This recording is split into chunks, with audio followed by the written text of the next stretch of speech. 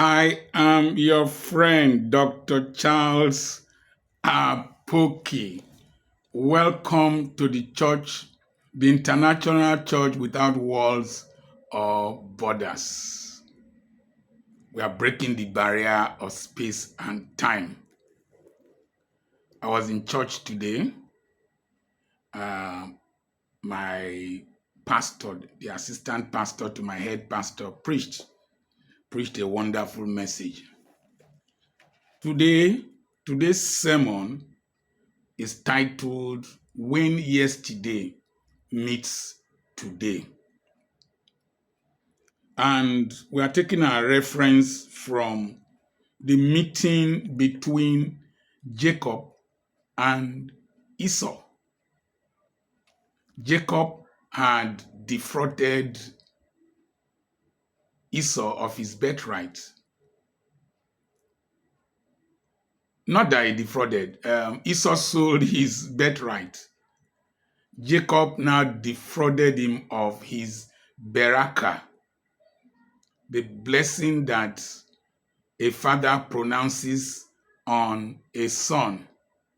In Yoruba language, we have a song, Akpomire, Amanini Akpore, Ole Tinyagelofe, Ero Rose Koile Lomo. Say this world is sweet, life is interesting, that we Yoruba people, we are blessed, and that the prayer of a father, that yam will grow despite the presence of the beetle and the weaver beetle, yes, that eats yam, and that the prayer of a father accompanies a child throughout his lifetime. So Jacob tricked Isaac to get the beraka that was meant for Esau. And Esau cried, but there was just one thing the father pronounced on him, very little. So there was a connivance between Jacob and his mother. Her name, I think, is Rebecca.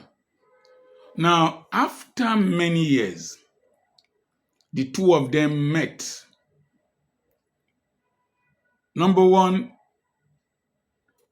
Jacob was not richer than Esau. Esau told Jacob to keep what he was trying to bribe him with, appease him with. He said, I have more than enough. And the children of Esau became dukes, and King Herod was one of the descendants of Esau. The descendants of Esau had a kingdom, the Edomite kingdom, and the capital was Petra. Does that strike a bell? However, the pronouncement of Isaac on Jacob followed Jacob to form the nation of Israel. The kingdom of the Edomites disappeared. In fact, today we don't know who the Edomites are. There is a debate that some of them became Romans, became Germans, became Ashkenazi Jews, but they were assimilated into nearby empires. But the Jewish nation is still waxing strong because of that pronouncement. So, however, the point is that Esau, by the time he met his brother in yesterday, is it tomorrow? There was no significant difference. Remember, we are talking about when yesterday meets tomorrow. So it is very tragic when you are in a position of comparative advantage, you don't use it well, and then you meet somebody who was less endowed with less advantage, sometimes better than you. It is sad. There is a story online about a judge in the United States. He was trying to pass judgment on a young man He looked at the young man very well and called him. Were you so person in high school? He said, yes. He said, I used to know you. We were schoolmates. One was heading to prison through the sentencing of another former classmate. And the young man was dazed. One was a law officer, one had broken the law.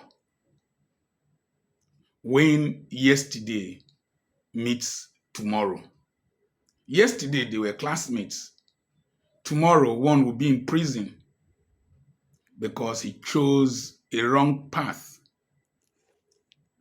I attended a ceremony, 80th birthday ceremony of a man organized by his daughters. And there were two ladies serving food in the birthday ceremony. Those two ladies serving food were the daughters of the landlady of the man celebrating 80th birthday. The children of the tenant have done very well, but the daughters of the landlady did not do well. When they were young, they squandered the opportunities they had. They went to the same school with one of the daughters of the tenant celebrating 80th birthday. But when they were young, they were doing guy. One of the girls was on drugs, followed boys, and today they are far less than the children of their tenant. There are some people you should not meet. The people who you were once far better than. And because you messed up, most times it's not misfortune. Most times it's misbehavior, miscalculation, and misdominion. So, when yesterday meets tomorrow, how will it be? Remember, my wife will always say, don't let your mates meet you where they left you. If you cannot fly, run. If you cannot run, walk. If you cannot walk, crawl. If you cannot crawl, beg somebody to carry you. However, don't let them meet you where they left you. So, when you meet the lady that you broke her heart, and she's the one conducting the interview for you to be employed as a security man, your yesterday met your tomorrow today and is not favorable in your direction. I received a phone call from a man. The man was in Dubai, and he called me and I answered him. Where are you? He said, I'm in Dubai. So I was in Canada. From Dubai, I went to Canada. From Canada, I am currently in Spain.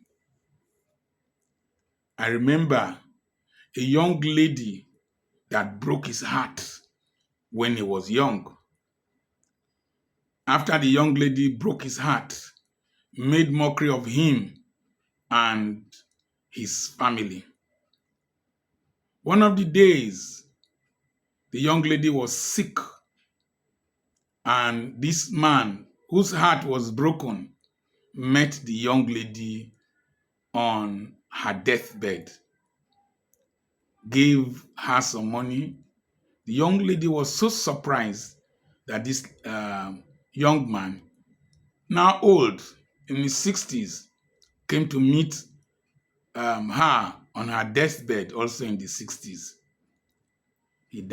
She died poor. The young man is still alive, having a good time going around Europe and Canada with children who have done well. It is not what you have lost that matters. It is not who has treated you badly that matters. It is the resolution you make from the insult in order to get insight. Insight into what to do, the actions to take, the ability to continue your journey despite a pothole, the decision to continue despite a bump, the decision to continue despite a speed breaker. When people treat you casually, don't become a casualty. Resolve to develop capacity, to develop courage, to develop competence, and to cultivate relationships that can lift you. Make sure you have the next C, good character. Character, integrity, hard work, smart work, punctuality, frugality, delayed gratification, principle of gradualism. Ensure that your past does not meet you tomorrow and you are less than yesterday. You see, a lot of us give excuses. The world does not tolerate excuses. They only celebrate results. If you listen to the story of Jesus Christ, he came from a small town, Nazareth. Nathanael, one of the disciples, said, "Can anything good come out of Nazareth?" The next thing was that he was born in a stable, and placed in a manger.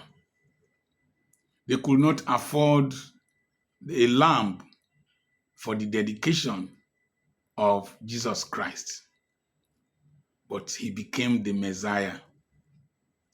Life did not give me much when I was starting. I was with the children of the elite. I schooled with them at Government College Ughelli. I schooled with them at FGC Warri. I schooled with them at the College of Medicine, University of Ibadan. I resolved to keep pressing forward, step by step, little by little, with what was in my hand. It is the ability to see the potential in your hand and the possibilities inherent in it, and having the insight to know the effort you will put in to change your life. Esau must have done a lot to reach a point where he could tell Jacob, "I have more than enough. I have my own." I don't know what you have passed through. I don't know who has disappointed you. I don't know who has insulted you. I don't know who has ignored you. I don't know those who have made mockery of you. Can you write in the comment section, "I am coming. I will overtake. You will not meet me how you left me." That statement by my wife is such a stimulus that every day it has determined what we do, how we do it, and where we are going to next. When we were running the school at Ughelli here, there were some parents, they left. Oh, but we kept improving on the school, kept improving on the school, kept putting in the best, producing the best. Today, in Delta State, Ughelli in particular, Petra Christian Academy stands head and shoulders above many of those that they compared us with and insulted us with. We got insight. When we were building the school in Okokoko, Petra Christian Academy, Okoko, my wife told me, he said we will not start that school the way we started the one at Ugili, that we will complete it, make it outstanding, so that when people come, they will know that we've left our former level. We don't do things, however, to compete with people, but we do things to compete with the best that we could become. I am my greatest competitor. I look at myself and I tell myself, you cannot remain like this. I remember I was to preach somewhere with my resident pastor then, and he refused to attend that meeting. He said I was not called. This was somebody I taught in Sunday school. He had gone to Bible school. I had not gone. He said I was not called. Many years later, the difference was clear. That same program, he refused to go. I saw the manifestation of the grace of God. From there, other ones came. Today, I don't hear of him, but I know he's hearing of me. I am not making mockery of him. I'm trying to encourage you. Onukuru joge kuma, according to the Igbo language. Say the mouth that says rubbish against you will come and praise you. Don't let men's opinion become the sentence of your life. God is the one who determines the outcome of your life in collaboration with you. He does not need permission from them to bless you, and you don't need permission from them to excel. When I came to this town, there was somebody who was trying to intimidate me. Me, Dr. Apoki. No, you don't understand me.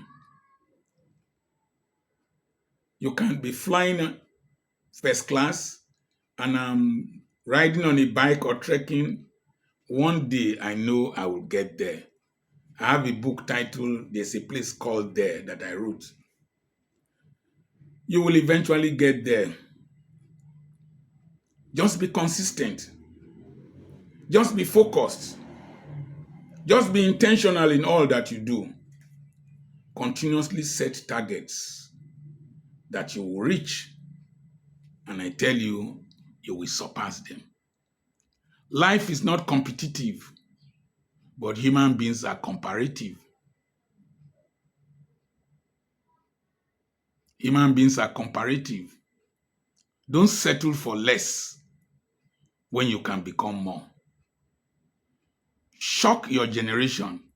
If not, your generation will choke you. They will suffocate you. They will suffocate you. That is the truth.